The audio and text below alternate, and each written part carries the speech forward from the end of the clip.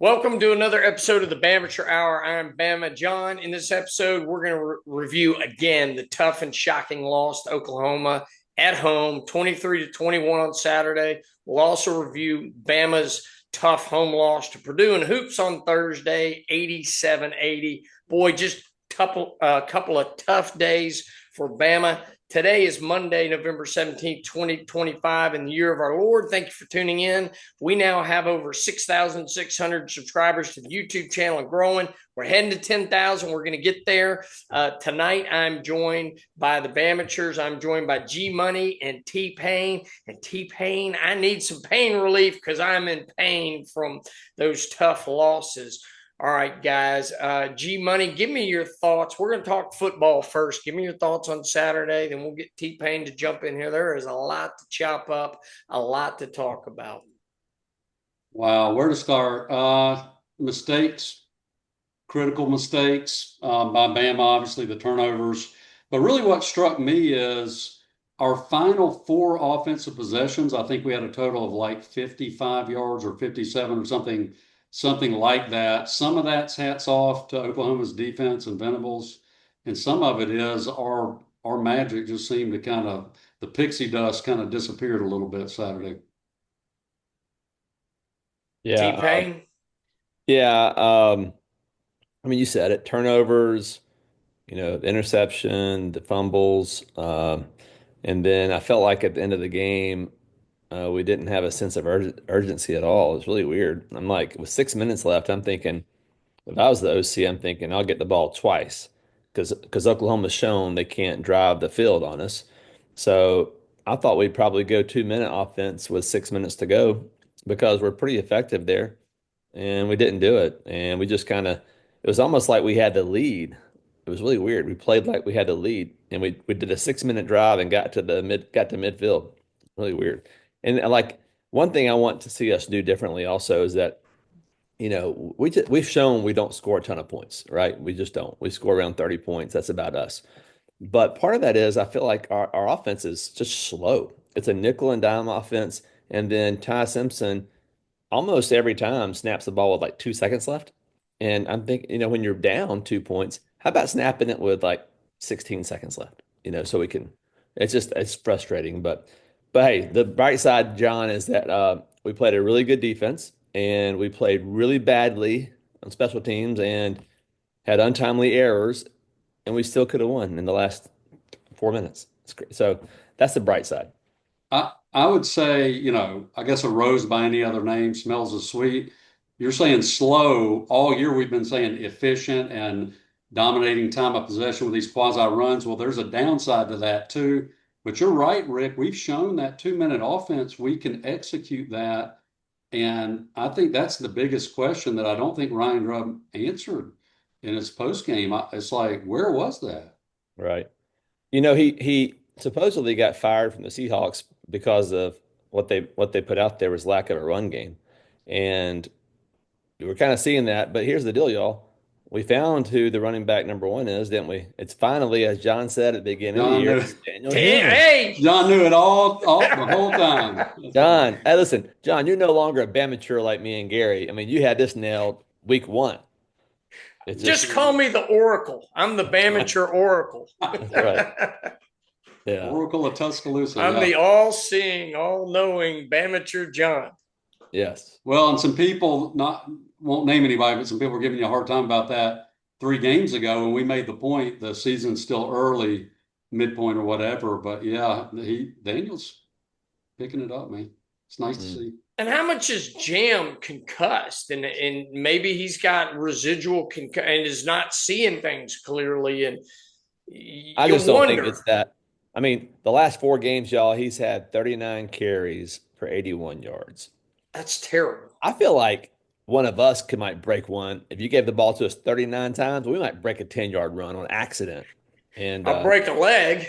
Yeah, but I mean, you see Daniel Hill, y'all. He just hits the hole differently, doesn't he? And if there's a hole, if the hole's not there, he's gonna fall 4 yards. Yeah, he falls for 3 to 4 yards. Yeah, right. Absolutely. Well, and Ryan Grubb mentioned that after the game. He didn't single out any particular running back, but he said, I was very disappointed that the O-line opened a couple of holes that just weren't hit, weren't seen. It's kind of there's a little rhythm here, guys. We're getting these disappointing stats in the running game. We're seeing some problems with the offensive line, but I thought the offensive line played pretty good game, really. Yeah, I like Formby at right guard and Carroll at Yeah. right tackle. I mean, it's better. It's not where it needs to be yet, but it's better. So I think the takeaways from the game, John, is that we know we have a running game. We can run. I think Daniel Hill's the guy, and I like the formation, right guard, right tackle. And here's the thing, the defense played great. I'm happy.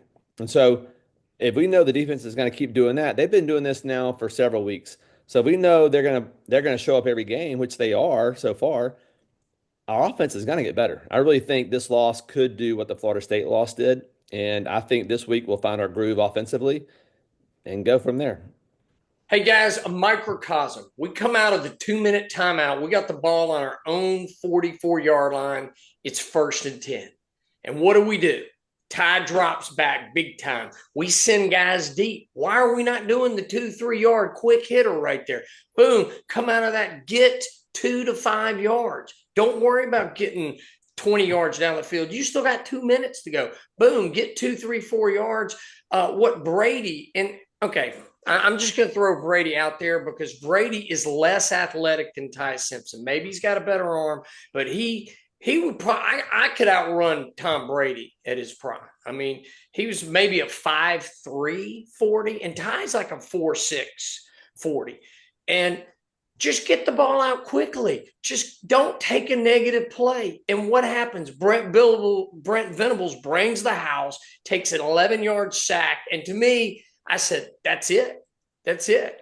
Because then we're at 2nd and 21. And what do we do there? We try to get a first down on the next throw. We go deep instead of trying to get 5 to 7 yards and get it into 3rd and 11.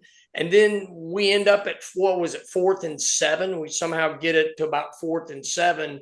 And or maybe it's 4th and 12. We picked up a positive play on 3rd down, but that just killed us. And then Venables brought the heat on every one of those plays. They turn us over on downs, game over. Well, and I think Ty made the comment after the game that they were checking his checks, and some of those blitz packages were very exotic, very reactive. They had guys coming from the middle, from the corner, you just never knew. But Rick has made this point before, and I think, John, it may explain your frustration with that last couple of minutes. Rick used the term ADHD to describe Ryan. Sometimes just does things like what? Because at times he's a genius. Yeah. I mean, we can show drives, we can show games even where I'm like, you couldn't have scripted a better offense. But then it's like in a critical situation, down, and we don't play to our strengths. We're not doing the little quick outs and mesh concept. We're not doing anything that gets the ball out quickly when we've been kind of blown up a little bit. And I don't want to talk out of both sides of my mouth. I do think the offensive line played a pretty good game. That's a really good defense we were facing. Oh, brilliant. But throw the ball away. If you're getting that much heat and you see this, I mean, that's the biggest knock I have on Ty. How many times does he ever just throw the ball out of bounds over somebody's head and just go to the next play? I mean, Yeah. It would have been much better to be 2nd and 10 than 2nd and 21. Because when we were 2nd and 21, and then Brent Venables is back there licking his chops, saying, "Here we go again. I'm coming at you." And at that point, Ty's just he got the tie in those 4 plays. Yeah, and Ty, he has kind of digressed a little bit, right, of the past few Mm-hmm. weeks. I think that stretch of those 5 games kind of got to him a little bit. I really think this loss may, in a weird way, kind of free him up again. And this week, he'll kind of get his mojo back against Eastern Illinois. I also think, again, trying to find the positive here, I think we'll have a better chance of handling Auburn after this loss than we would have if we had beaten Oklahoma. So I think we're going to learn something from this loss, and I think there's a lot of good things to learn. They're gonna remind the team, they're going to remind the team, hey guys, the last year's national champion had 2 losses. Uh, we can do this. We can win 6 games in a row. We can do it. And you've already done it. You won 7. You've won what? They won 7 in a row, didn't they? No, 8 in a row. Eight, They eight won in a row, eight in a yeah, 8 in a row. row. Yeah, because So we're y'all 8-2 y'all right can do now. this. Eight in You a can row. beat, yeah, you can beat Eastern Illinois, you can beat Auburn, and then let's go take care of business. And And let's face it, the FSU loss was much worse than this loss. yeah, it was. You take away one of these plays, you take away the punt return where they ran it 40 yards and then kicked a field goal. We cover that punt. Maybe they don't get a 3 points. We win the game. You take away the pick six. We win the game. You take away Ryan Williams trying to do too much on that punt return. We and then they get 7 points out of that. We can win the game. I mean, Talty, make your field goal. What the heck? Hey, on that long pass to Ryan Williams, call a pass interference there. That could have been huge. Could have been huge. Yeah. On the pick six, they hit Horton or Isaiah Horton. They hit him. That's a PI. Hit him early, and no call. They didn't call that. So I mean, I just think a lot of things had to happen for Oklahoma to win, and they did. And they all the dominoes fell perfectly, and they only won by 2. Right. I'll feel like 2 things to reply to your comment, John. There's first of all, you've pointed out several times that Mel Kiper, that's his criticism of Ty. He holds the ball too long. When Taylor Wine did this sack fumble, I mean, that's the problem. But there's an expression, once bitten, twice shy.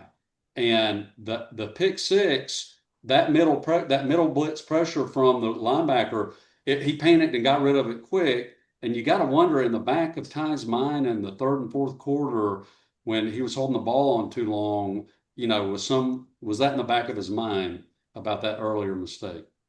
Have you guys ever seen The Longest Yard? Yeah. When the guy comes blitzing up the middle and Brent Venables just throws it right in the guy's privates. When that guy came rushing free, I'm thinking, get rid of the ball, throw it, just do anything. Don't take that. And I think Ty's athletic enough. He could juke one time and juke the guy. But those are the plays to throw the ball away and go to the next down. And that's what Tom Brady was so brilliant, as Belichick says, don't take a negative play.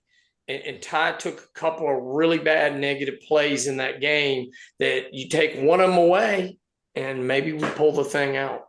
Yeah, and Ty also showed a little bit of indecision. Like, there are a few times he could have run for 10 to 15 yards. Yeah. Honestly, if I had 4.6 speed and the field's wide open, I'm going to run for 5 or 10 yards and slide. But I don't know. I'm not sure what he's thinking.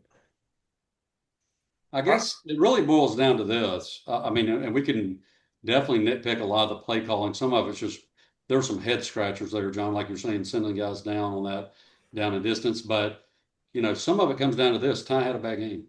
Yeah. I mean, it's just like Ty had a very bad game. Yeah, I think, Gary, you're right. I think we are realizing that this team, the weight of the shoulders has been on Ty for weeks, and we've gotten by. We've gotten by narrowly on some games, and I think it just kind of got to us, and we've been living on a thin margin for a few games, and it caught us. We played badly, and Ty didn't have a good game, and we lost. I don't think those things are going to happen again. You never know, turnovers, but I think, listen, I don't think in the next 2 weeks we're going to play a team as good as Georgia at Georgia, a team as good as even Oklahoma. So we should take care of business. I know I'm jumping ahead here, but I'm thinking about the postseason even. Forget Atlanta for a second. But, first round of the playoff could be somebody like Georgia Tech. We've played much harder teams. Even Indiana, y'all. If we played them second round, we played much harder teams. So I just think the recipe is there still to have a great ending here. Here's an amazing thing, guys. Ty threw for 326 yards and a touchdown. But we say he played a bad game because he threw a pick six. And he took 4 sacks. And he had that fumble, turnover. But, I mean, his numbers were good other than those 2 critical mistakes. Yeah. And but we're just used to him playing better. Well, we're so Ty dependent that we can't win without him playing a great game. And it's really hard for us to win, yet we almost won.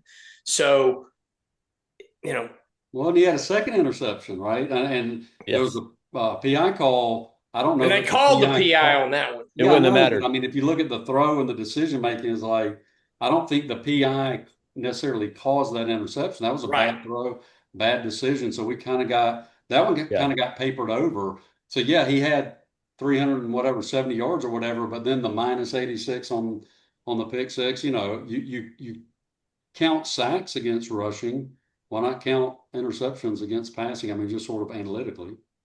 Yeah. It just was not a clean game. That's No, it. no. And hey, and we lost by 2 to a very good team. That's impressive in a way. I mean, if you have to spin it, that's how I spin it. All right, so I got to bring this up. Alabama and Kalen DeBoer have an Oklahoma problem. Nah. And Kalen DeBoer has a Brent Venables problem. Just 2 games. Just It's Milrow problem last year. yeah, but they came up here and they beat us here. But that's again, Golly. how many bad things had to happen? But it did. I It know. did. It's kind of like that's what Georgia keeps saying about Alabama. Kirby and Georgia have an Alabama problem. Until we beat Oklahoma, we have an Oklahoma problem. Well, Kirby's lost 6 in a row, right? I mean, Yeah, last time he beat us was in the national championship. Yeah. yeah, I mean, I just think, I mean, yeah, okay, if say they beat us next year, okay, maybe we have a problem, but I don't know. I just think last year last year Milrow lost that game, in my opinion, and this year, a lot of things lost the game. Yeah, Well, they caught lightning in a bottle, and I mean, every offense has a Venables problem. He has the pieces right now. He's got enough dogs, as we like to say, on defense. We talked about Taylor Wine before yeah, on the pregame. What did he do? He came up yeah. with a critical sack fumble. They've got the pieces, and can you name a better? There may be a time, but can you name a better defensive coordinator in the country than No, him? no, he's the best. Who's that guy? Look at Ole at Miss? Clemson. Wait, look at Clemson. Oh, don't bring him up. Don't do Look, that. look at how much Clemson has regressed since he left and went to Oklahoma. Oh, I mean, Clemson. So I agree with you. He's the best defensive mind in college football. Some people may say Matt Patricia. Look what he's doing at Ohio State. But Venables. I mean, he's a master. Now I will tell you who does know how to handle Venables. Saban. Lane Kiffin. yeah. I mean, why were we not watching what Lane Kiffin did to chew him up and just looking at all those plays and looking at how he handled all those? And I mean, I would have gone through Clemson. Who was able to move the football? And we should have gone back and look at how Brent Venables frustrated Tua in the national championship game. What he did to us in the 2 national championship games against Hurts and against Coker. And I mean, there's a ton on tape. We got to be ready for those kind of stuff because we've dealt with him a lot, and he's frustrated us a lot. I didn't go to the national championship game in Tampa because of Brent Venables. Yeah. Another positive thing about the game, another positive spin here. Oklahoma had 2 weeks to prepare for us, right? They did. Yeah. And still, the dominoes had to fall just right for them to beat us. I think the sky's not falling I think we're going to be okay. I think this team, there's nobody out there in the top 10 who I think we cannot beat. I agree, Rick. I agree. I don't think, and I agree with Rick, I don't think we have an Oklahoma problem at all. They had to catch lightning in a bottle, and so many idiosyncratic things had to kind of fall their way. Ty had a really bad game, not, stats notwithstanding. Not happy about the loss, but I'm in the opposite of panic mode. I agree, Rick, that this almost makes, people are trying to say, well, this makes Auburn must win. It does, but I think there's less pressure on us, and I think we're going to see a little bit more of a liberal game plan called on the offensive side. And, we're going to win the Auburn game. Yep. Well, we do have 2 weeks to prepare because let's face it, this Eastern Illinois game is going to be all about getting ready for Auburn and working on what we need to work on. And but just the Auburn voodoo in a must-win game at night down there, they have a really good defense. I mean, they had their chances to beat Oklahoma at Oklahoma with a fully healthy John Mateer.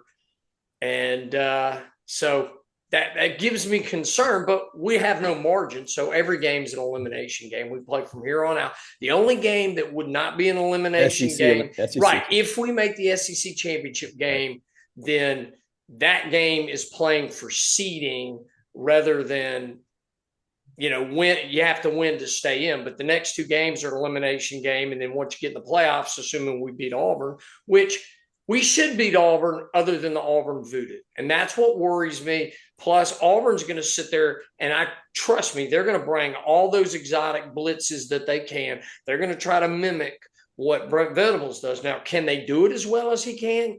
Can they bring that? I don't know, but they have a good defense, and we have to be prepared that they're going to bring heat on Ty. And that's the recipe to me, is you have to bring pressure on Ty all the time from different angles, different places, and really try to get him out of whack. Well, see, I think the recipe go ahead, that defenses are using right now is, hey, we don't have a good running game. We don't throw the ball deep. So they're just kind of guarding that 15-yard window and making it hard on Ty to find. So this weekend, we need to work on throwing the ball deep some and try to get some connections going. Got to establish the run game with Hill more. And yeah, but guys, I hate to say it this way, but if we can't beat Auburn at Auburn this year, we don't deserve to go to the playoff anyway. So, Well, the voodoo is real, John. And I mean, I know. we've seen it play out, but the voodoo is also like being afraid of the sun going down. It's going down. I mean, we're playing at Auburn. If you don't believe me, look at the schedule. I mean, there's nothing we can do about that. So we're gonna do what's within our control. And yeah, sure, Auburn can study the Venables exotic blitzes, but we can also study tape and have conversations. All we need is one guy to play better, and we win that game.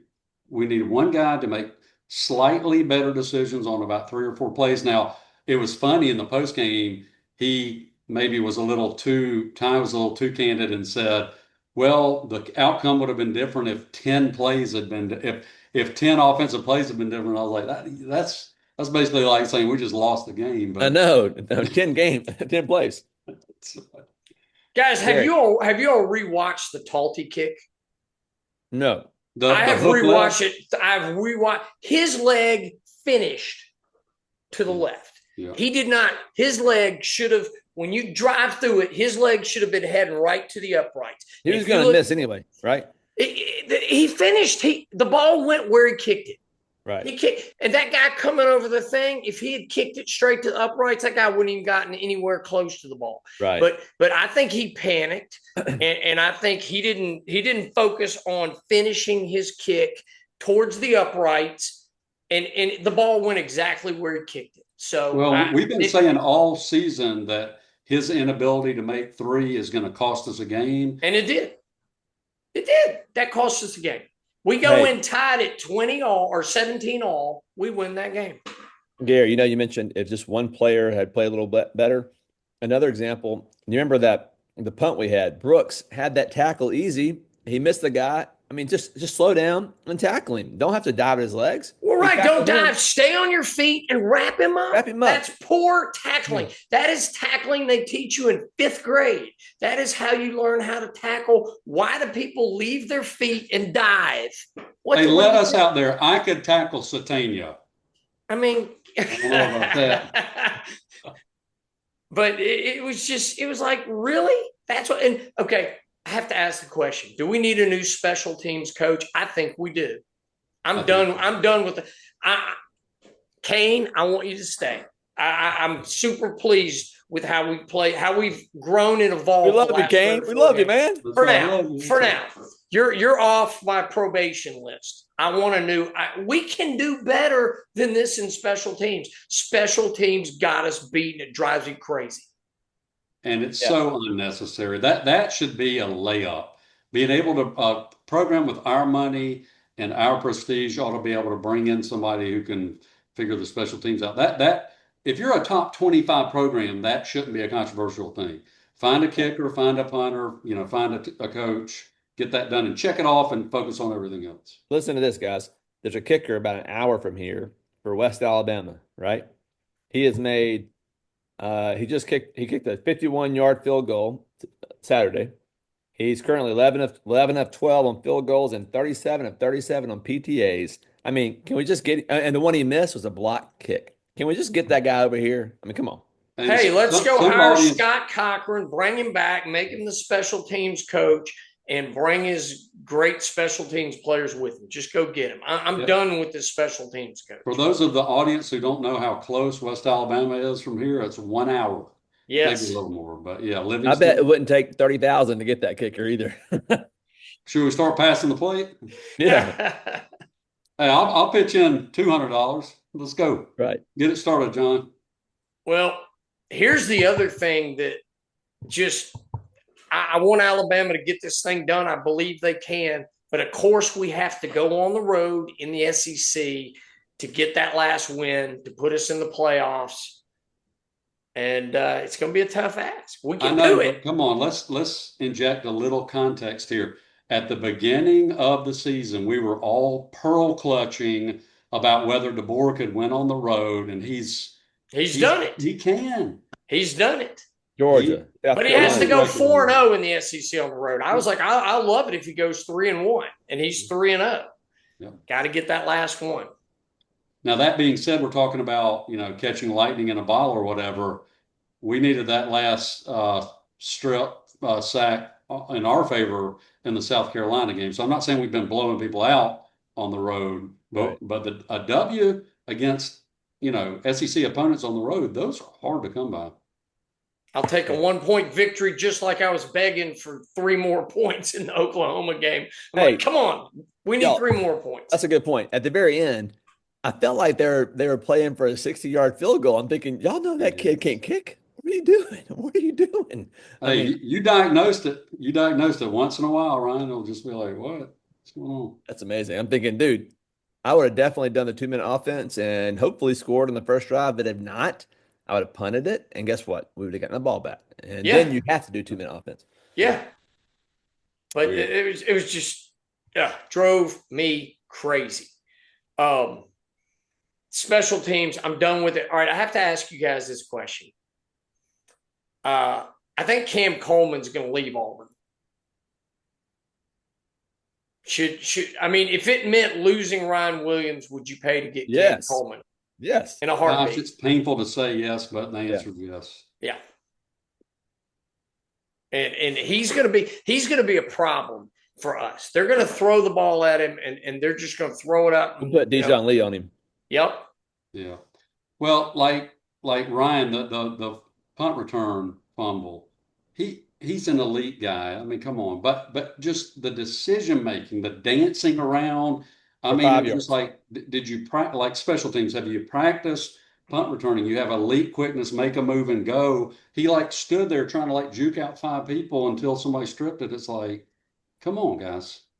I mean, Yeah, if you see, ball security. Get down. You don't need the extra 3 yards. right. If you see 6 guys coming at you, I don't care how good you are, you're probably going to get tackled. So Go why not just go ahead and take a knee and slide down? Yeah, go down. Head first, knee first, whatever. Get Now, down. this game is so easy. I mean, listen to us. We need to be the coaches. Hey guys, well, you laugh, but I do wonder sometimes. We are talking about coaches here, right? So it's not like they're always the brightest of the brightest, right? I mean, I'm just saying. I don't know. Saban, man, have you ever But, heard some tape of some of his meetings? well, I don't mean all coaches. Staff? That guy's a genius, man. I don't mean all coaches. I'm just saying stereotypically, when you think about coaches, you don't think, dude, those guys are brilliant. I mean, some of them are, but I think we sell ourselves short, and a lot of people sell themselves short and say, I'm not a coach, but I mean, come on, but we can see something sometimes that hey, how do you not know? I don't know. I just I feel don't like think you have to be a genius to see that Ryan Williams was dancing and creating risk of a turnover, and I don't and think you have to, that risk was realized. And I don't think you have to be a genius to see that, though. you don't have to be very bright either to realize, hey, number 4 runs the ball better than 26. I mean, hello. Dang. I mean, give the guy, I watched that show on YouTube called The Film Guy last week. He broke down the LSU game and the running game, and he said, y'all, if I'm the coach, I'm giving number 4 the ball 15 times minimum a game, and I'm making them hit that guy. Hit that guy. He said that's a business decision. Those safeties do not want to hit him. And sure enough, when he had that long run to the right side, he got caught by somebody, but the safety was coming up, got so low to the ground, Gary. He's so scared. He got low like this. And I'm telling you, they do not want to hit that 5 board. It's basically like trying to tackle Caden Proctor. right? I mean, if you do physics, right, speed times mass or whatever, Right. so he's going twice as fast and weighs half as much. Right. At 245. Yeah, 245. That's style, man. Yeah. Hey, I want to go through the drives in the game, and the reason for doing it is Don't torture me, John. last year when Milroe got behind, we couldn't dig ourselves out of a hole.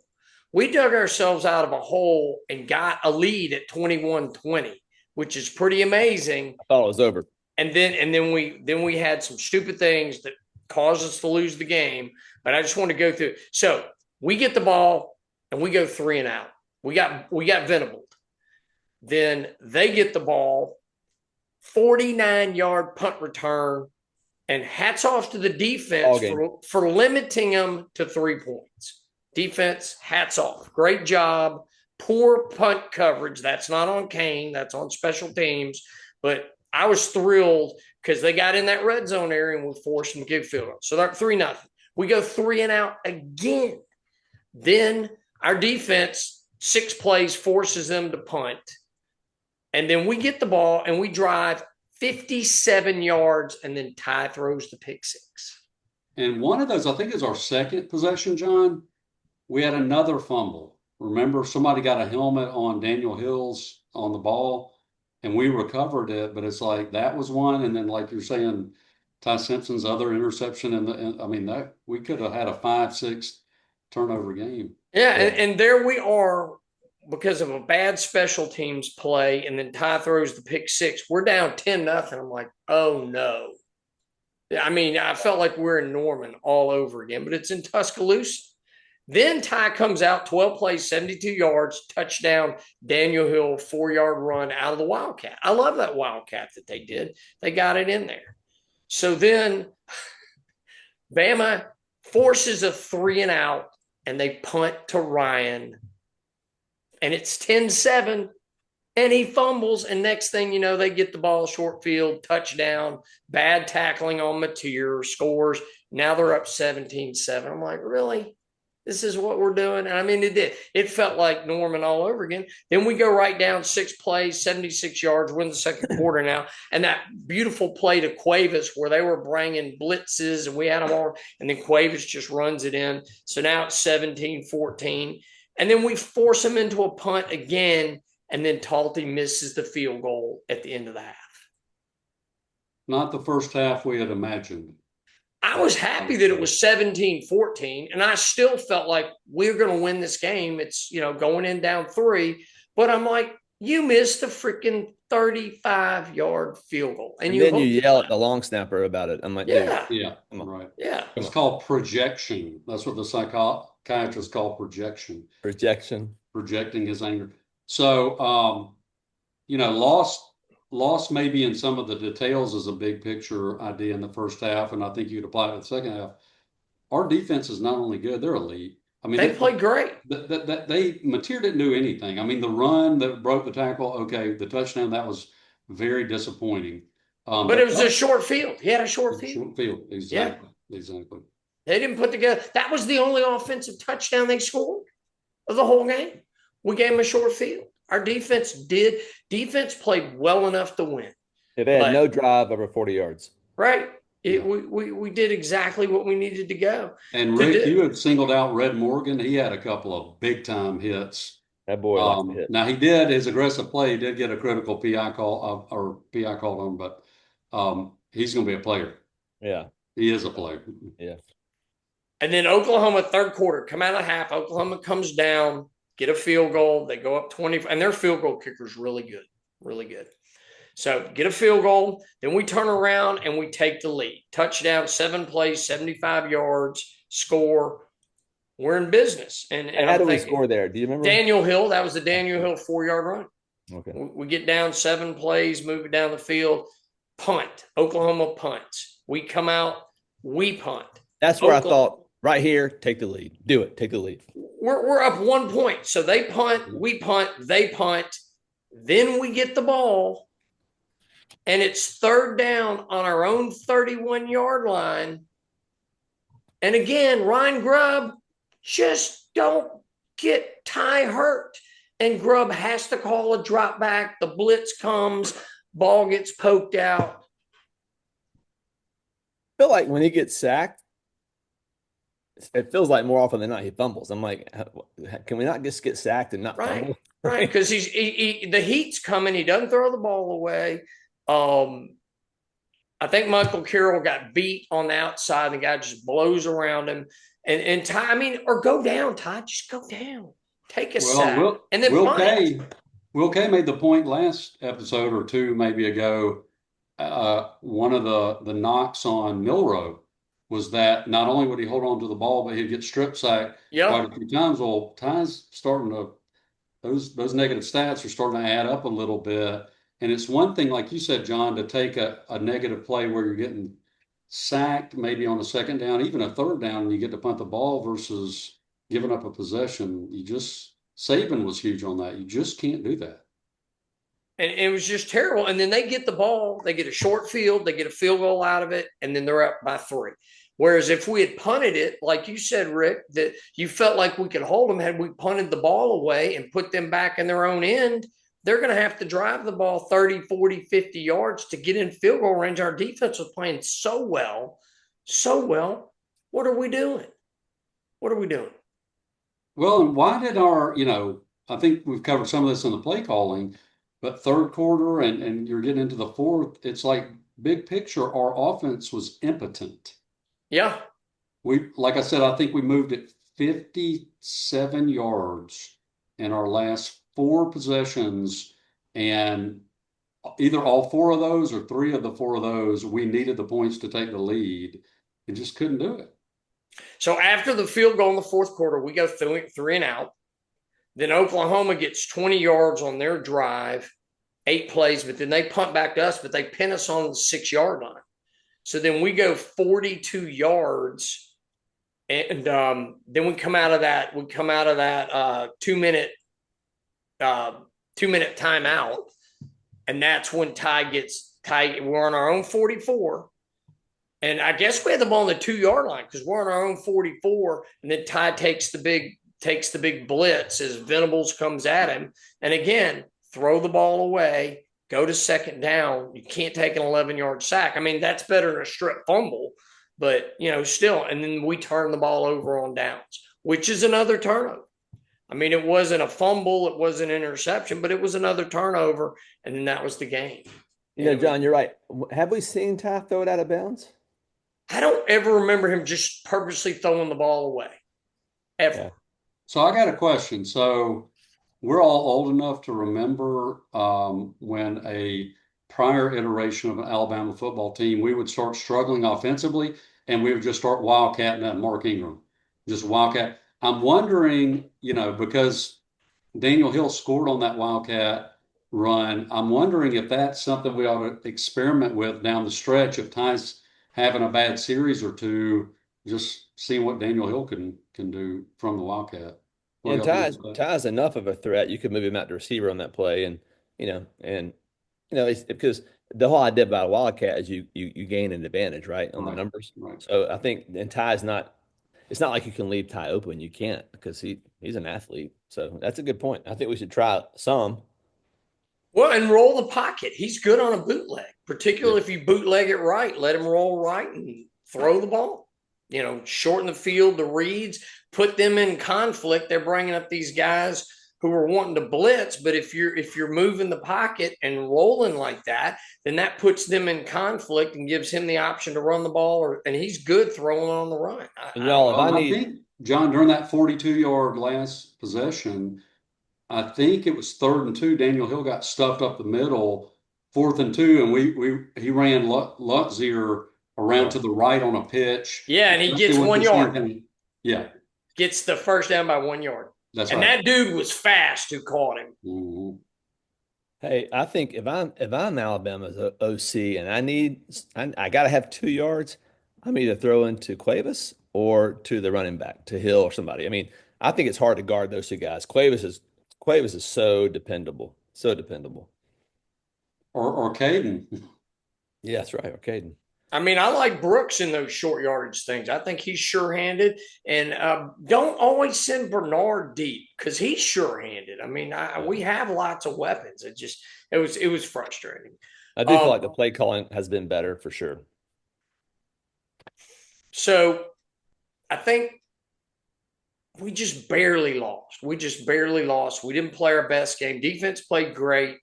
Um, we're going to see lots of blitzes. I mean, Ty has got to learn how to deal with the blitzes and how to avoid the big negative plays because that's what we're going to get. We're going to play high quality defenses from here on out. Auburn's still got a really good defense. We get in the playoffs, we're going to play high quality defenses. They're going to be looking what Venables did. Now, can they execute it as well?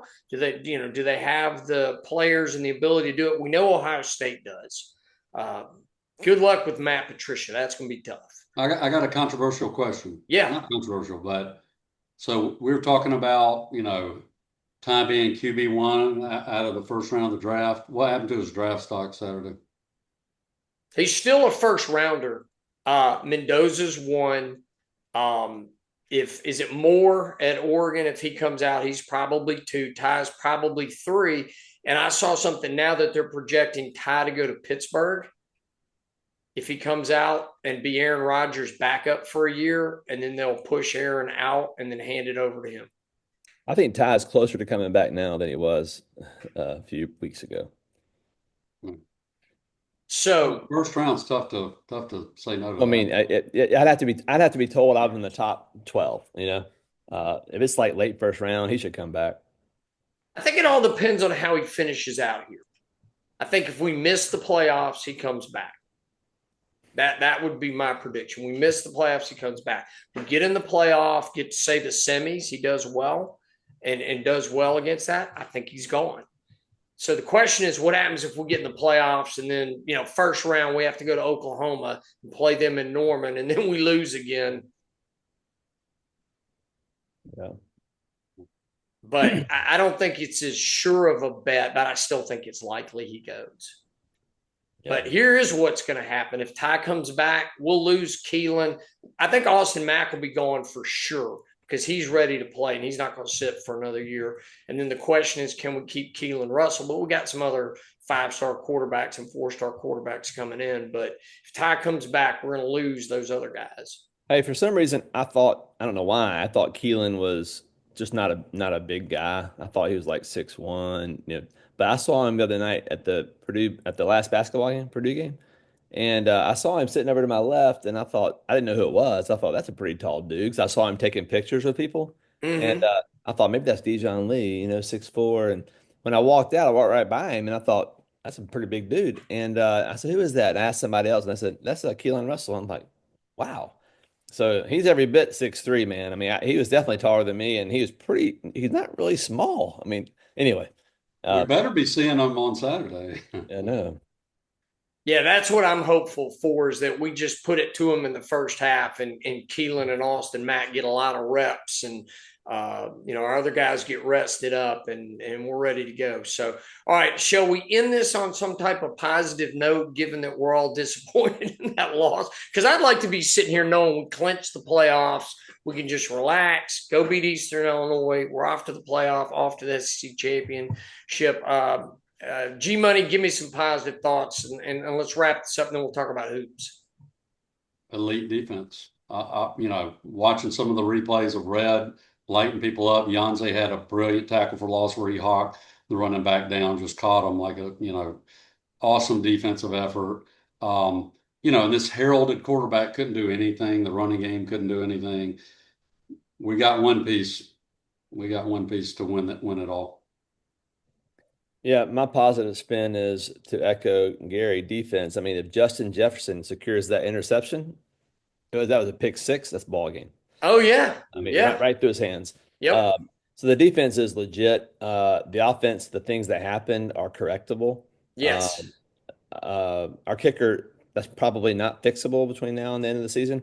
But the turnovers are kind of, I hope and think they're kind of one-offs, that whole thing. And so I really think if a couple of those things had changed, we would be here tonight pretty excited about the playoff. One thing. Just one of those. There are like 8 things. If any one of those 8 things hadn't happened, if we had won by 7 or 10 points like we should have, we'd be like, man, y'all, we're going to the playoffs and we feel really good about it. So all that's still there. We have to beat a mediocre Auburn team at Auburn, I know. But if we can't beat them, we don't need to go anyway. So I think we're going to beat Auburn and we're going to go make a splash. Can I make one last point about the missed Oh field? yeah. Oh yeah. We had 7 seconds left, and Yeah. DeBoer risked us running out of time to try to get 5 more yards. It was already a makeable field goal. He did a little 5 yard out, and we got those 5 yards and saw, oh, thank goodness, now it's a gimme. There are no gimmies with Talty. There are no gimmies with Talty. And there's no one else. There's no one else better on the team, right? John did say to end on a positive note. Sorry about That's that. right. That's right. You know, and before that, I'm like, oh, Talty's automatic inside 40. He can make a 40-yard field goal. He misses a 35-yard field goal. And I'm like, So so it's your fault. yeah. I jinxed him. You know, DeBoer's home winning streak over. Alabama's home winning streak over. DeBoer has a Venables problem. He has an Oklahoma problem. All right, those are the negative things. Yeah. To your guys' points, all of these things, other than getting a new kicker, because we're stuck with Talty. That's the guy we're going to have to ride with the rest of the year. He's not going to get any better. He is what he is. But all the rest of the mistakes we made are correctable. Ty can throw the ball away. Ty can sit down when he's getting too much pressure. He can just take the sack, not get a strip fumble. I hope we can tackle better on punts and not leave our feet and, you know, not and Ryan Williams, done. No more punt returns for Ryan Williams. You're out of there. Bye. Let Cole Adams handle it. Sure-handed. It's going to get down. You know, so a lot of the things that happen are correctable. We're a really good team. I'm really happy, given the way we started with FSU, that we're sitting here at 8-2. We're going to be 9-2, and we can beat Auburn. We're a better team than them. We just got to get through that Auburn voodoo. All right. Quick question. So we beat Auburn. We're 10-2. What do you think the AP? What do you think they put us at the number before Atlanta? Depends obviously on other games and Right. I mean, that's the hard part. Does Oklahoma run the tables and they're 10-2? Then they're going to seed Oklahoma ahead of us because they came here and beat us. Oklahoma's got to be LSU and Missouri, right? Yeah, and they have them both at home. They have them both at home. What do y'all think? I think they're going to run the tables. So, Yeah. what are we right now? What's the new ranking? 10. 10? Yeah. So I think we'll say we stay 10. We beat Auburn, we stay 10 or 9. Say we're 9. So we go into Atlanta. If we lose to a good A&M team or whoever, Georgia, if we lose to them, how far do they drop us? 12? I don't think we lose anything if we go to the SEC championship. But the question is, if we have one loss, Ole Miss has one loss, and Georgia has one loss, who wins the tiebreak? Let's say A&M's undefeated. Have y'all heard that? Have you heard this? I know the answer. Have you heard it? What is it? What is the answer? Us? Have you heard it, Gary? No, Okay, I was doing the coin flip because you've done a deep dive. Yeah, but do you remember that thing I read a few weeks ago? So we're already on number D. The A, B, C, D on the SEC. How do you decide? So Okay. D comes down to your SEC opponent's winning percentage, the ones you play. Okay. Right. So they said on the website I read today, they said it comes down to these 3 games. Tennessee plays somebody this weekend. I forget who it is. All right. Anyway, Tennessee game, there's an LSU game, and there's whoever Arkansas plays. Arkansas plays Tennessee or somebody. I don't know. But anyway, there's 3 games that will have a bearing on who goes, and three of the games have teams we played in them. We've played against. So I don't know how that works. So we'll see. I think it's most likely us, but there's a scenario. Because if we're tied with Georgia, we beat them head to head. Right. That doesn't matter. Okay, doesn't. The only reason is because Ole Miss didn't play Alabama. That's right. What Okay. Yeah. How about, speaking of Georgia, how about that onside kick call when you're up by 11? I mean, what a dagger. I didn't see that. Kirby calls an onside kick right after they score a touchdown. They're up by 11, and he's just ready to put the dagger in. They see something, and they take advantage of it. Brilliant play. Hey, I found that. Here it is right here. It says going into the weeds here, but the results of 3 SEC games left in the schedule could determine who owns the strength of schedule edge for the final spot. Florida versus Tennessee, Vanderbilt versus Kentucky, and Arkansas versus Missouri. Those 3 games will dictate who goes. Wow. Because their winning percentage will affect that formula. Yeah, whoever of those 6 teams wins and loses affects their winning percentage. And so between the 3 teams, Ole Miss, Georgia, and Alabama. Whoever comes out better goes. So crazy. We're pulling for I'd rather not Vandy. go, We're pulling right? for I just want to make I know sure we get exactly. to 10-2, and then whatever happens after that, let's get to 10-2. Let's clinch our spot, and then we'll just ride with it. But hey, if we do go to the SEC championship game, we can beat anybody that's there. And then if we win that, We then sure that can. gets us But a I'd rather, nice if Florida seeding. beats Tennessee, but if our opponents, which they're not going to, but if Florida did beat Tennessee and if Kentucky did beat Vanderbilt and if Arkansas beat Missouri, we're for sure not going to Atlanta, which is Oh, wow. great with me. I'd be fine with that. But that's I not would going to happen. actually be Arkansas fine is with not going to that. beat I think we've Missouri. talked about that. I'm with you, Rick. So I think we're Rick. Are you frozen up? I think Rick's frozen. Yeah. All right, let's jump into hoops. Alabama, that was a tough loss to Purdue, Gary. I know you were at the game. Give me your take on that. What an exciting game until the last minute and a half. We had 20, there were 21 lead changes, 14 ties. And that's even with, the stat of the games, we're out rebounded by what, 24 or something like that. 24 rebounds. We just don't have an elite front court. I wish we did. They do. We don't. Kind of came down to that. But the flow of the game. There he is. You're back. Oh, Rick's back. Hey, I was just doing this for a little while. Yeah. All right. That's pretty So good. we've jumped into hoops, Rick. Yeah. And Gary's he's given me his take on the game on that tough loss to Purdue. All Yeah, right. I was just saying it was one of the, a fantastic game until the last minute and a half. Braden Smith is the most annoying player I've seen in a long time. Yeah. When you're In playing a lot of against, ways. gosh, Yeah. I mean, yeah, he's so like good. 5'10", and our guys are falling for the pump fake. I'm like, what are y'all doing? I mean, but yeah, at the very end, you're right, Gary. We missed the front end of a 1-and-1. They go down and hit 2 points. It's it. Two Well, free we did throws. that twice. So LeBaron missed the front end of 1-1. Then Noah missed the front end of 1-1. It was just like, guys, we need resilience, like, the football team in some games we've had. We just didn't have it. So here's what I wrote down. So we tie the game at 80 all, and then Braden Smith goes down and he gets in that pick and roll, which they were eating our lunch on that in the second half. Scores out of that, and they switched off on Taylor Ball. I'm like, how is he scoring over TBB? Guy's 6'11", long arm. Just move your feet, keep your hands up. How's he scoring over? Scores for 2. Then Phylon goes down, gets fouled, misses the front end of the 1-on-1. We had a chance to tie it at 82 all. Then he goes down again, gets in that pick and roll again, and again, switches off on TBB, abuses him, gets Taylor Ball into fouling, makes his 2. Of course, he makes his 2 free throws. So now they're up 84-80 with 47 seconds left. We go down, and what shot do we have? TBB fires up a 3.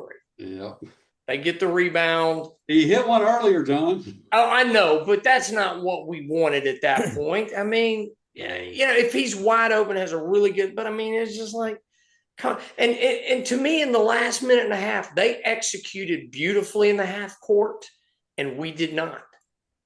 And I think part of it is they're very comfortable taking mid-range shots. They're very comfortable just slowing it down and running. And I thought our offense didn't flow like it did against St. John's. I didn't see that crisp ball movement, even though there were tons of lead changes and we had an opportunity. I just didn't feel like our offense was flowing like it did against St. John. Now, some of it's because they have a 7'4" backup center that comes in. Ren Kaufman he's tough. That Clough, he was. So, I mean, they did a good job of kind of gumming things up and making it hard for us to keep afloat. But we were right there to the last minute and a half. And then it was like the wheels came off.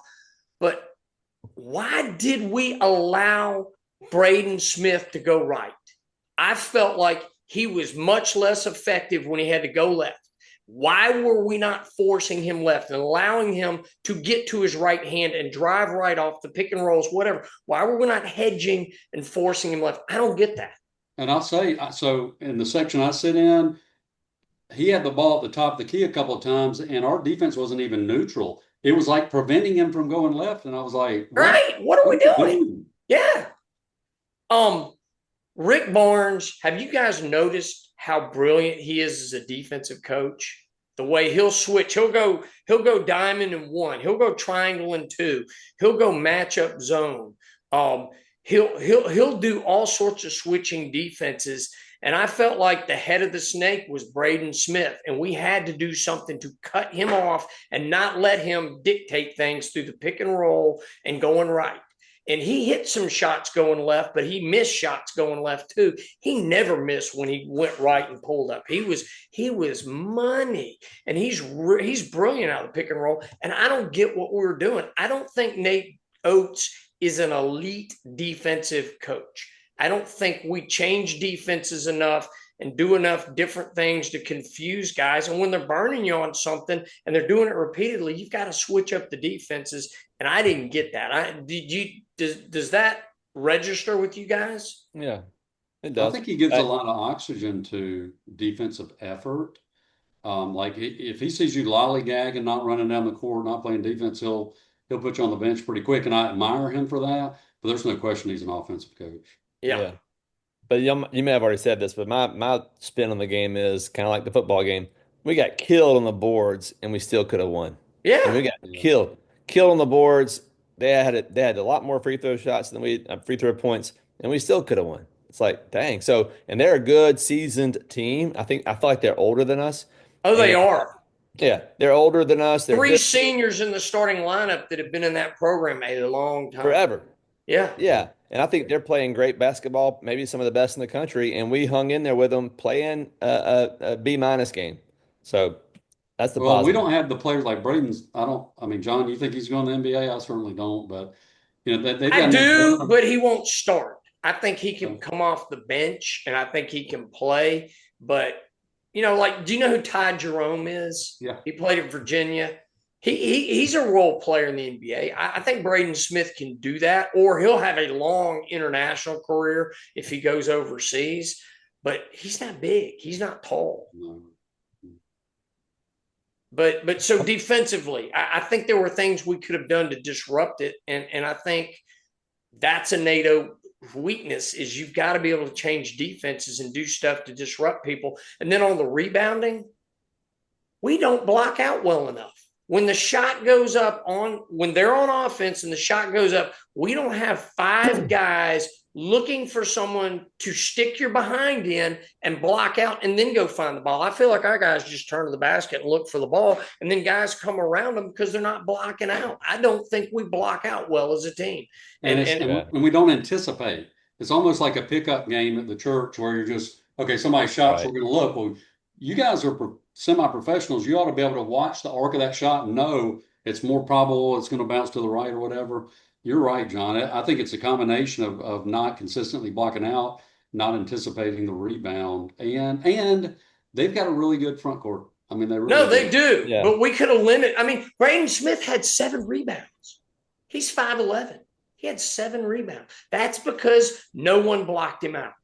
I promise you he doesn't get 7 rebounds if every time the ball goes up, no matter where he is, somebody sticks a fanny in there and gets between him and the goal, he doesn't get 7 rebounds. Hey, let's keep the language. Keep the language. Fanny? Is fanny bad? Is that potty in mouth? Britain it is. We won't go Is there. that potty mouth?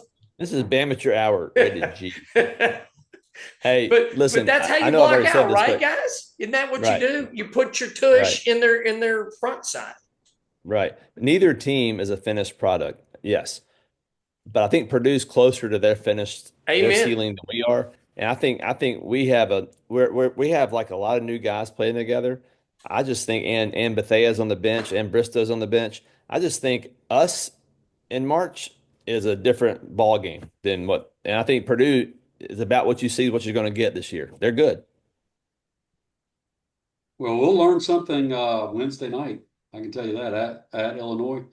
That's a Yeah. good team as well. I agree. We're going to progress. They've got so many veterans, Purdue does, and they've learned how to recruit, like we're talking about, John, recruit guys that are going to be there 4 years. Yeah. We seem to like, if we got players who can play, they're usually 6'6", 6'7", and maybe one and done, two and done, whatever. They're not going to stick around for 4 years.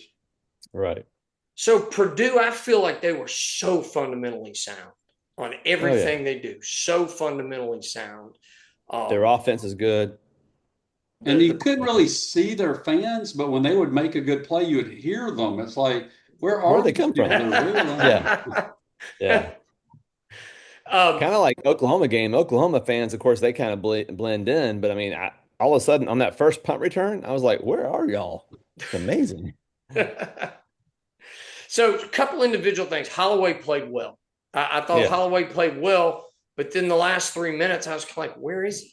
Because he Yeah. didn't really make an impact at crunch time when we needed someone to step up. Whereas Braden Smith dominated that last 3 minutes of the game. I was like, where's Holloway? But I thought he played well. Um, Taylor Ball Bowen had 13 points, but he only had 2 rebounds. How is that possible? He's not, He's not putting his fanny no on him, fanny. John. Exactly. Exactly. No fanny. He's not blocking out. And Cheryl had 12 points and 4 rebounds. But again, he's a big guy. It's like, come on.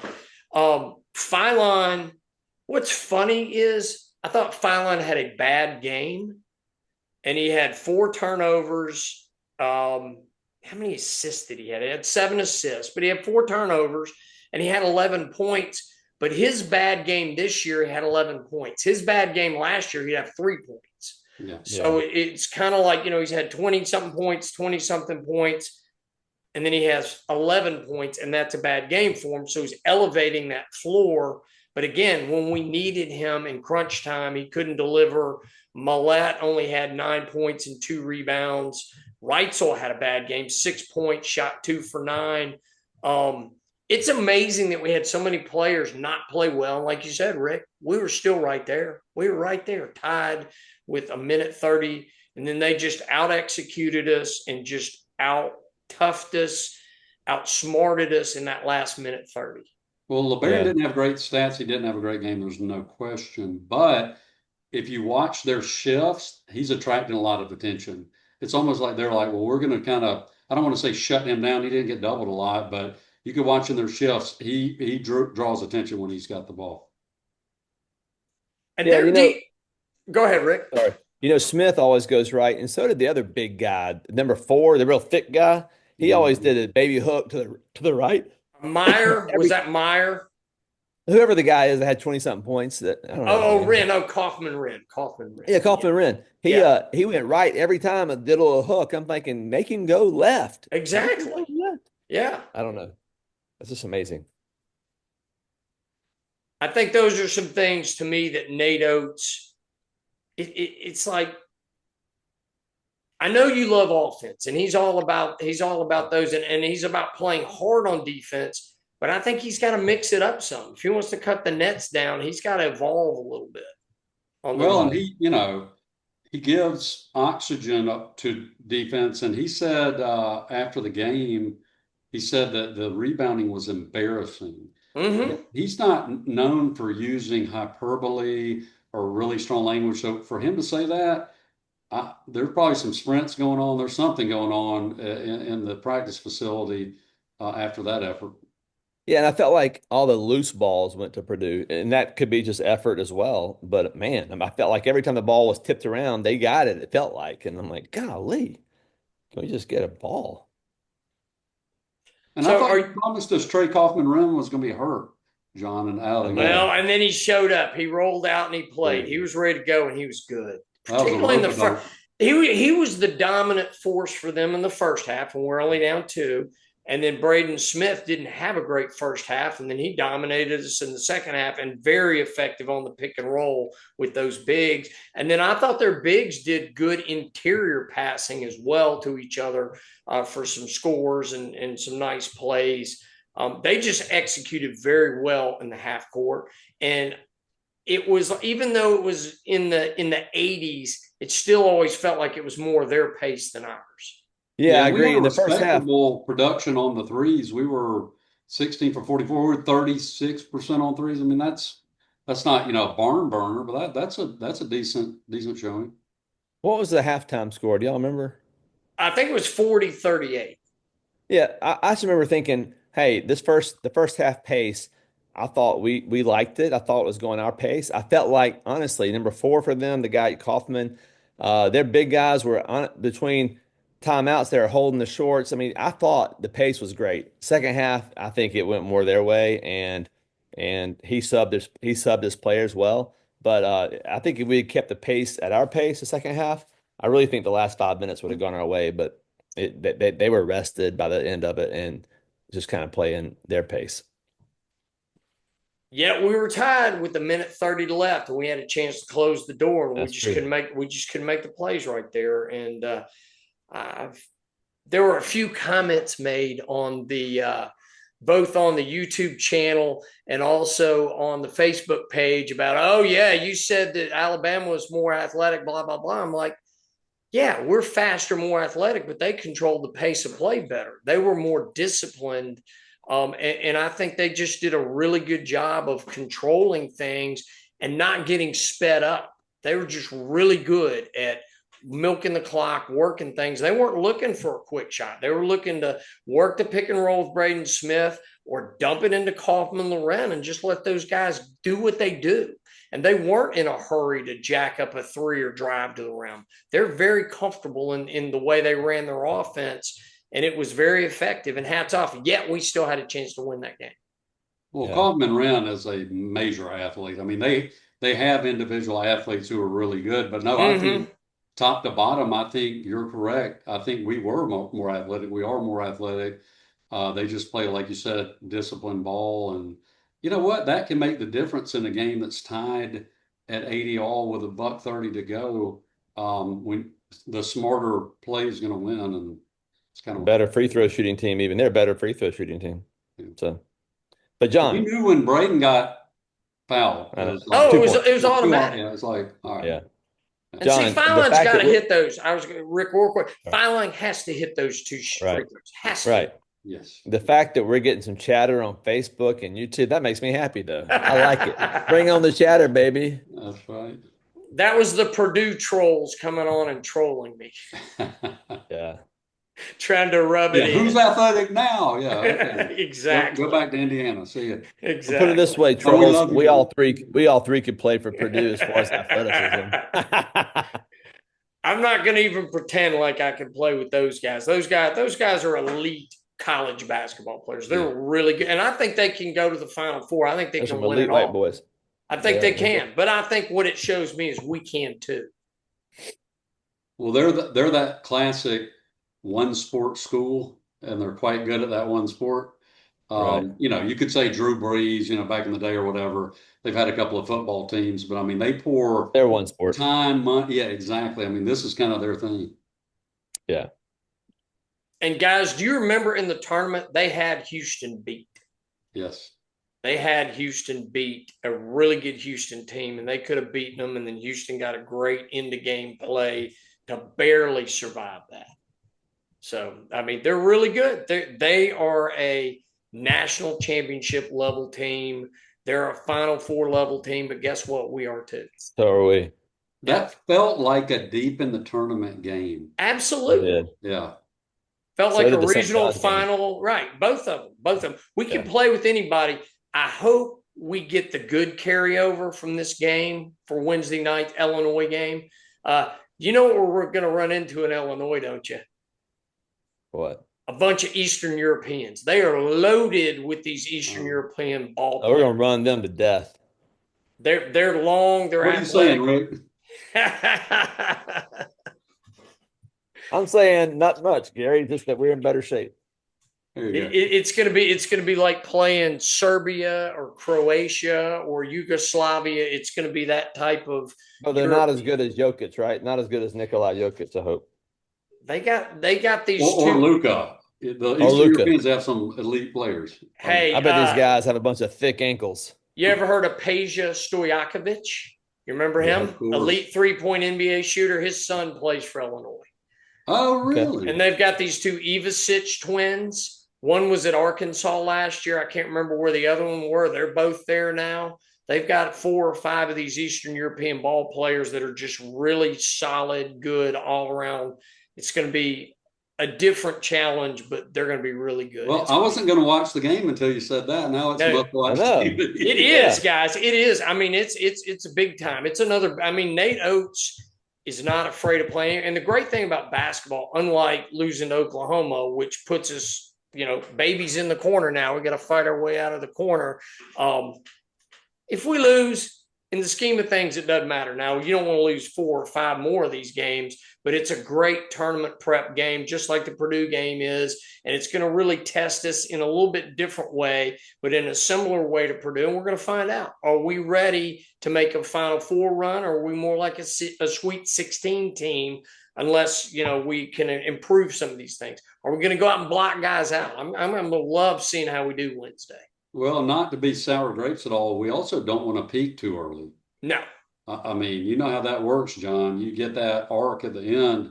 The end of SEC play is a great time to just be killing everybody. So we can save some powder.